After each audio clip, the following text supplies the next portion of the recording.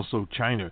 So you're going to see a lot of people out there now that will have new drugs, new genetic type of therapies that you have not seen before, and that is coming more in. I had a test, it's been a few months back, but anyway, it involved the DNA element where they were checking for cancer cells, and talked to the pathologist about it. Had over an hour conversation, very interesting conversation about some of the stuff that they are in now, some of the various DNA strands and a mutant, etc. They're getting better and better at diagnosing not only very rare diseases or disorders, but some of the usual suspects, such as the cancers, the lung cancers, the prostate cancers, the breast cancers, some of the bigger cancers and colon cancers, etc. And also a heart disease. So this, in other words, is a thriving industry that is coming, that is in the family of what is referred to as robotics, are various types of research involving analytics. And those are all there. They're under the big umbrella of big data. So now we have to start looking at, in a much more serious manner, the news. Facebook now has a new filtering system to filter out some of the fake news. And one of the prominent features of various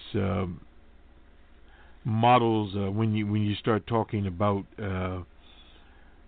those kinds of models, they filter out based upon words. We call it informatics, but nonetheless they can do that. The algorithms are there, and the algorithms are getting much more sophisticated. Can the algorithms miss something? Yes, but they can also, they're about 70-80% correct. So this will eliminate some of the problems. But the editorial policy there of many of these newspapers has changed. At one time, they went out to simply try to get the facts. Now, many times a story did not make it off the editor's quote-unquote cutting board, but it did nonetheless make it. I'll give an example here, then we'll get to Mr. Dan Rather and his explanation of what was going on at the Wall Street Journal.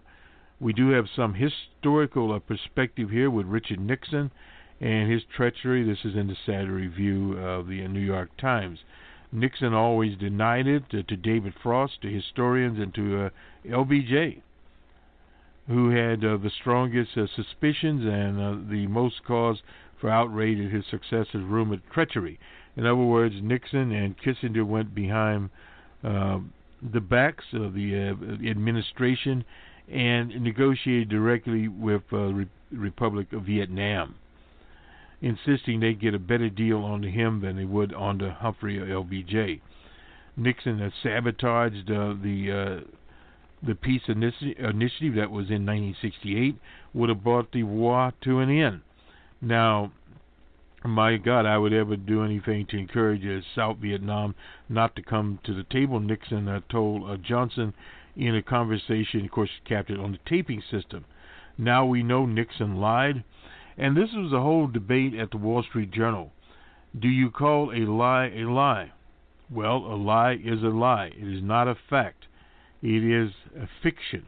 Now, we're not going into, well, did Tricky Dicky say this with malice? He didn't say it with malice, but we now have notes from one of his Lynch henchmen, H.R. Haldeman. His close aide shows that Nixon directed the campaign effort to scuttle the peace talks, which he feared could only give his opponent, Hubert H. Humphrey, an edge in the 1968 election. On October the 22nd, 1968, he ordered Haldeman to monkey wrench the initiative. So effectively, that's what they did. The 37th president has been enjoying a bit of a revival recently. Well, up and down. They put $15 million into Tricky Dick's library there, but not bearing the Watergate scandal spotlight his considerable record of accomplishments. Haldeman's notes return us to what they call the dark side. Well, that was the prominent side. So that's a warning to DJ Trump. that now not only the history is being made daily, the history will come out in 5 years or whenever he's finished in Washington, 10 years or whatever. Henry Kissinger, then an outside Republican advisor, had called alerting Nixon that a deal was in the works if Johnson would halt all the bombing of North Vietnam. The Soviets pledged to have Hanoi engaged in constructive talks to end the war that had already claimed 30,000 American lives. Now, this is part of this big scenario that you hear about, people talking about fake people for serving, etc. But the problem was the Vietnam War, from its very inception, was worthless, literally. But Nixon had a pipeline to Saigon where the South Vietnamese president New Van feared that Johnson would sell him out, President New. Anyway, if this would stall the talks, Nixon could portray Johnson's action as a cheap political fundraiser and a member of the pro-nationalist Chinese lobby with connections across Asia. And Chenault, working on South Vietnam, Haldeman scribbled, recording Nixon's order that any other way to monkey wrench it, anything REN could do. Nixon told Haldeman to have Rosemary Wood, the candidate's personal secretary, contact another member of the nationalist Chinese. They have been situation. They show Haldeman here. He also sought help from Chiang Kai-shek, the president of the fascist Taiwanese. He ordered Haldeman to have his vice presidential candidate, who later pled guilty and was convicted of a felony, Spiro T. Agnew, to threaten the CIA director Helms, who literally died on mysterious circumstances. Hopes of keeping his job on Nixon depended on his agreement. Agnew to say, "Tell him we want the truth, or he hasn't got the job," Nixon said. Throughout his life, Nixon feared disclosure of his skullduggery. "I did nothing to undercut them," he told Frost. That was a series of interviews that Tricky Dick did. Let me finish this up. Johnson's closest aides urged him to unmask Nixon's actions, but on November the 4th conference call, they concluded that they could not go public. Amongst other factors, they lacked the absolute proof, as Defense Secretary Clark Clifford, who was a Washington lawyer, put it on Nixon's direct involvement. In a conversation with the Republican late Senator Everett Dirksen, he was in Illinois, the minority leader Johnson lashed out at Nixon. I'm reading their hand. Everett Johnson told his old friend, "This is treason." So yes, Nixon was involved in treason, and it was not brought out at the time. And this is just some of the skullduggery history of the Republican Party and how they have responded to various things. From Dan Rabbitt, he calls out the editor of the Wall Street Journal, that is Gerard Baker, a British national, discussed his reluctance to use the word. Now, this is interesting that the Wall Street Journal is now going political correct, a PC. I'd be careful, and that's what you heard about using the word lie. Baker said lie implies much more than just saying something that's false. Well, when did that come into? It implies a deliberate intent. That's malice. That is reminiscent of a defamation or libel suit. To mislead, I think you start striving a moral intent. We're not talking about moral intent here, and this is where a lot of people have some problems. Get into what we call petty moralizing, and that is people that believe in angels and all sorts of kookery. I think you run the risk that you look like you are not being objective. Well, objectivity and facts can be out there. Now, when you draw, I remember in the O.J. trial, incidentally, congratulations to the Trojans and their victory in the their victory in the Rose Bowl. O.J. standout player for the University of Southern California. his Facebook post. Dan Rather called this policy deeply disturbing and said that it is incumbent upon Baker to use the word. A lie is a lie is a lie, Rather said. Journalism, as I was taught, is a process of gathering, of getting as close to the vital version of the truth as is humanly possible.